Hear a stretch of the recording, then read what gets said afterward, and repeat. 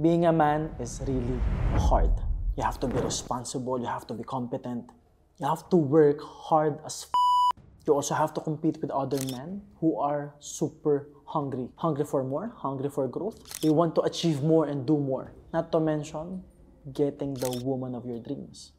And if you are a low-value man, if you are part of the 99% who doesn't respect themselves, who are distracted, you won't get respect from other men and women as well.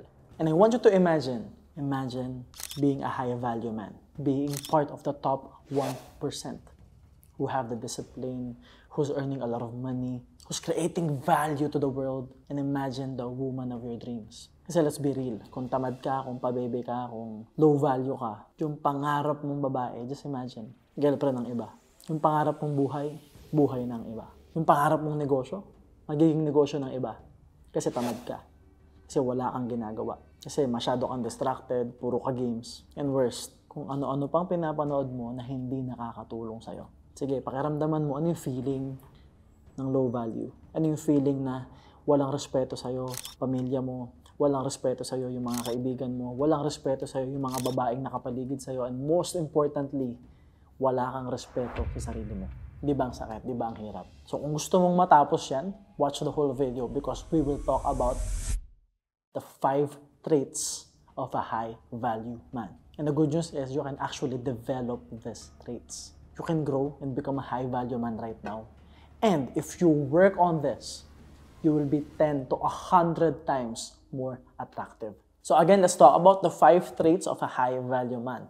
Number 1, you're comfortable with your own skin. Komportable ka sa katawan mo, komportable ka sa balat mo. And it's not just about how you dress. Because we can dress differently and become high value. Pwedeng hypebeast ka, mahilig ka sa hoodie, pwedeng hip-hop yung forma mo, pwedeng old money yung style, pwedeng classy, pwedeng mahilig ka sa suit. It's not about the style. Kasi magkakaiba tayo ng style. But it's being comfortable with who you really are. And you don't care. You just accept who you are. Because being comfortable with your own skin is all about acceptance. Pwedeng kalbo ka kagaya ko, pwedeng manipis ang buhok mo kagaya ko, pwedeng mahaba buhok mo, but it doesn't matter. Hindi to pahabaan ng buhok, hindi to pahabaan ng bigote, o pahabaan ng balbas. It's about being comfortable regardless kung may buhok ka o wala. Regardless kung payat ka o malaki muscles mo. Regardless kung maliit ka o matangkad ka, you're just comfortable with who you are. Because it will actually resonate. It will resonate with how you talk, how you speak, especially how you move, your composure, your demeanor. And you will notice that there are people who are tall, who are handsome, talagang pogi. Pero nararamdaman mo yung insecurity nila. Nararamdaman mo na papansin sila. Nararamdaman mo na yung galaw nila masyadong papansin. Minsan kahit gaano kagwapo yan, yung mga high value na babae, hindi nila yung pinapansin. Pero may mga lalaki na kahit ano yung suot nila, naka-shirt lang, naka-polo lang, minsan naka-t-shirt lang, or sobrang klase ng mga forma. There's something in their composure na nararamdaman mo sobrang komportable sila sa balat nila. Sobrang komportable sila sa sarili nila. And it's actually a byproduct of working hard. It's a byproduct of working hard on yourself, taking care of yourself, having the discipline to work on you. Because let's be real, wala kang disiplina sa pagkain mo, sa katawan mo, sa pag-exercise mo, hindi mo inaalagaan yung sarili mo. Kahit gano'n pa kaganda yung katawan mo, kahit gano'n pa kaganda yung buhok mo, kahit gano'n pa kaganda yung forma mo, you will feel insecure because you know yourself na wala kang ginagawa, na wala kang disiplina, na hindi mo inaalagaan yung sarili mo. But if you are constantly growing, improving, you know that you are doing something for yourself, eventually, you will feel good and you will be comfortable with your own skin. And for most men who are watching this, you probably already know how hard it is to work on yourself, to work on your mind and your body. Hindi madaling magpaganda ng katawan, hindi madaling i-handle yung nutrition. But if you are a high-value man, eventually, it's not a big deal for you. Number 2, you know where you are going. Alam mo kung saan ka papunta. Alam mo kung ano gusto mo. Kasi imagine mo if there's a woman. And kung may babaeng nanonood nitong video na to, I want you to confirm this idea. Please comment below kung agree kayo sa sinasabi ko. Diba, hindi ka sasama sa isang lalaki na hindi alam kung saan siya pupunta. Nang hirap sumama sa isang lalaki na hindi niya alam yung goals niya. Hindi niya alam kung ano yung gusto niya. Wala siyang awareness, wala siyang clarity. Happy-go-lucky lang siya. And guess what? Wala ka rin makitang future sa kanya. At kung ikaw lalaki, di ba wala ka rin respeto sa mga lalaking hindi nila alam kung saan sila papunta? The men who don't know Where do you wanna go? Sila yung pabigat, sila yung nakikisakay lang sa mga high value man. Sila yung nakikisakay sa mga lalaking may direksyon. Sila yung tumotropa, nangungutang sa mga lalaki na may value. Kasi imagine mo, may malaking sasakyan, tapos may driver, lalaki. Tapos mag-i-invite siya ng mga tao, sakay na kayo. Anong unang nasa isip ng mga pasahero? Biyaheng saan ba ito? Saan to papunta? Kung sasabihin ng driver, di ko pa alam basta sakay na kayo. Of course, walang matinong taong sasakay. Kahit gaano kaganda yung sasakyan, kahit gaano kalamig yung aircon niyan, kahit gaano siya kalaki o kaliit, regardless of how you look, if you don't know where you are going, you will lose your value. People will not respect you, especially yung mga taong matitino. Pero kung alam mo kung saan ka papunta, imagine mo, you know exactly where you wanna go, you know what you want, you know who you are, yung mga babae sa paligid mo automatic maa-attract sa'yo. Especially yung mga high value na babae. Most of them wala pang pakialam sa itsura. Most of them ang nakikita nila yung future, yung security na kaya silang alagaan, na kaya silang ipagtanggol, na kaya silang ipaglaban. Because if you know where you wanna go, you will have focus, you will have determination, you will have discipline. Because let's be honest, a high value man knows how to get things done. They know how to focus to the point na sometimes it looks like they are obsessed with where they wanna go. To most people, this high value man looks weird and crazy. Kasi sa sobrang focus nila sa gusto nilang puntahan, hindi sila tumitigil.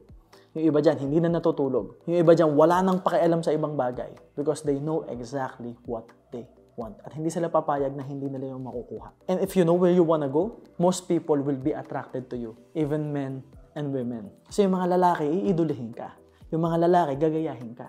Yung mga lalaki, kapwa mo lalaki, irerespeto ka. Kasi gusto nilang maging kagaya mo. Number 3, self-control and calmness. Jordan Peterson said that you have to be dangerous. That you have to be capable of violence. Anong ibig sabihin?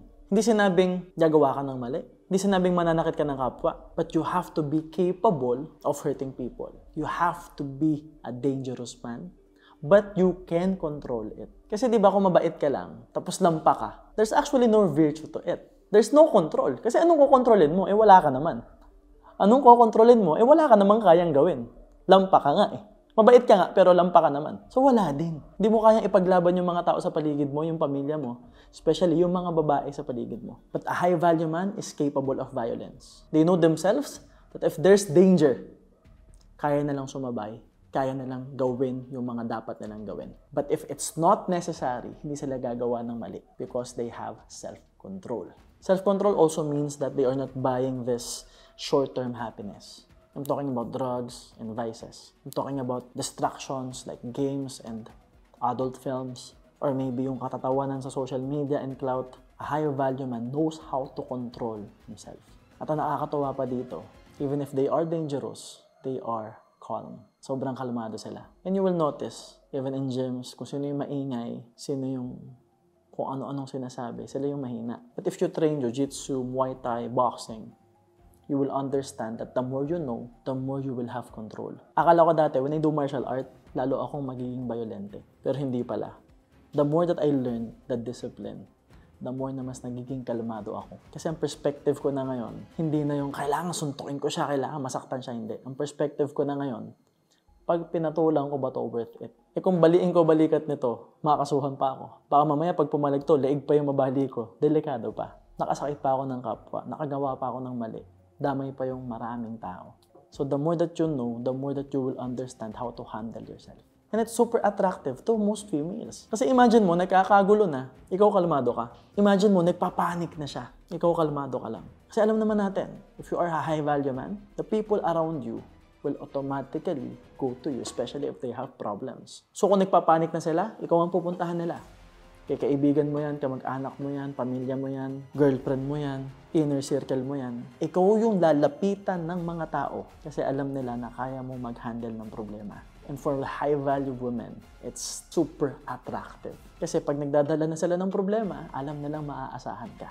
At alam nila na pag ayan na problema, kaya mong kumalma. Number 4, competent and confident.